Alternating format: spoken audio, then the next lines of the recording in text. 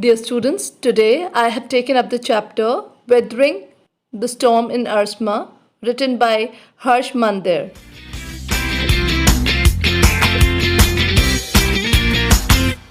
This is a grim account of a destructive storm that occurred in Arsma, which is situated in Orissa. It brings home the idea that by courage and initiative, one can overcome all kinds of difficulties and obstacles.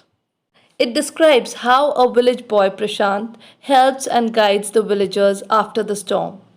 The boy's leadership qualities come to the fore in the crisis and help the storm victims survive and lead life afresh. So, here I begin with the summary of the chapter Weathering the Storm in Arsma. Prashant paid a visit to his friend's house, which is located in Arsma, a small town of coastal Orissa.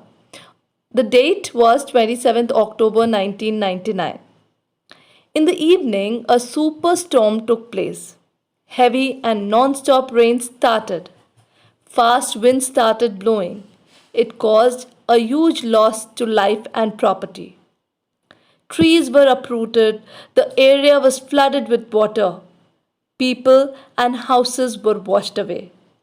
The house of Prashant's friend was also filled with water. A huge destruction took place, and these were the 36 hours of destruction. The scene of destruction was heartrending. Prashant's friend's family took shelter on the roof of the house. There was water and water everywhere. Houses were badly destroyed. The bodies of dead animals and human beings could be seen everywhere. 2 coconut trees had fallen on the house of Prashant's friend, and the coconuts gave them something to eat and survive. Prashant and his friend had to remain on the roof of the house for a couple of days. Now, Prashant was worried about his own village, so he decided to visit his village. He took a strong stick and started his 18-kilometer journey to his village.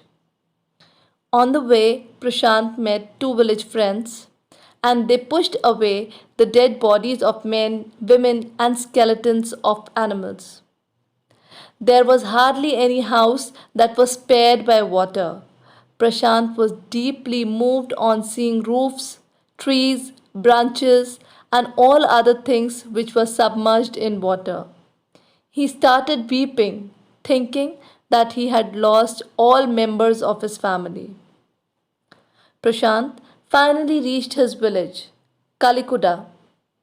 He saw that only the roof of his house was left. He approached the local Red Cross shelter to inquire about his family.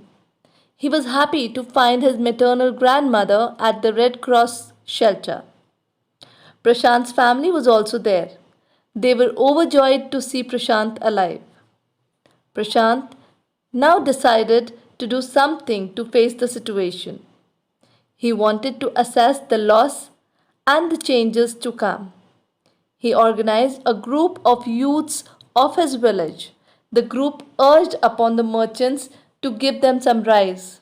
He organized his volunteers to clean the shelter. On the 5th day, a military helicopter dropped food. The children were asked to lie down by putting empty utensils on their bellies to convey the message to the helicopters that they were hungry. In this way, they got food from the helicopters. Prashant made a shelter for the orphaned children. He persuaded the women to work in Food for Work program. Prashant found that the women and children were becoming more and more grief-stricken. He invigorated the work done by an NGO. Now, the widows were persuaded to start their lives afresh. The effects of the super cyclone was over. After 6 months, the people, especially the orphaned children and women, thought of Prashant in hours of grief. Now Prashant thought about his life after such hectic schedule. I will now tell you about the character sketch of Prashant. Prashant is the most impressive character of this chapter. He is full of human feelings. He is caught in an unexpected situation. The crisis he is trapped in brings out the best qualities in him. When he is forced to seek shelter on the roof of his friend's house, he thinks of his own village. He reaches his village and assesses the situation. He is overwhelmed to see the destruction caused by the super cyclone. He collects the youth of his village. He impresses upon them to help the widows and the orphaned children. He, along with other volunteers, clears the area of the dead bodies of the people and animals. His heart weeps to see tragedy all around. Prashant has great leadership qualities. He urges the merchants to give some rice. This rice is cooked for the people. As a leader, he knows which challenges are there round the corner. He is so popular as a savior that his services are needed even after 6 months of the super cyclone. Now let's talk about the title of the chapter. The title is quite suitable. It's also straightforward. Why? Because it is related to a super cyclone that struck Erasma, which is a small town of coastal Orissa.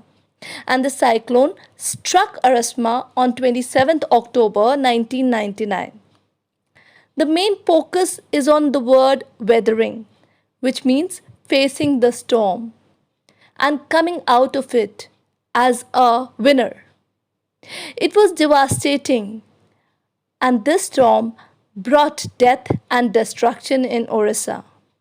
Indeed, the story tells us about the collective efforts to weather the natural calamities, the super cyclone which struck Orissa. The theme of the chapter is that we cannot do anything to prevent or stop natural calamities. But one thing is quite clear, that we can make collective efforts to withstand the wrath of such calamity. No one individually can do anything worthwhile. We have to put in our best efforts to lessen the pains and griefs caused by any devastation that is around. Prashant is overwhelmed to see death and disease all around him. He knows how to do crisis management. On reaching his village, he assesses the loss to the life and property of the people. But as a leader and as a visionary, he knows how to meet the situation. He collects the young people of his village and starts making earnest efforts to lessen the pain and damage suffered by people. He makes the lives of the orphaned children and widows meaningful. We should not lose our head when we are trapped in a critical situation. I hope through this video I was able to give you a brief summary. So when I say a brief summary, it doesn't mean that it will be covering the complete chapter. I give you the gist of the story. So please, if one or two parts of the story are missed out, I believe you would be reading the chapter once at least before sitting for the paper. So apart from the summary, I've given you the character, the title and the theme of the chapter. Hope everything was clear. See you in the next video. Till then, bye-bye.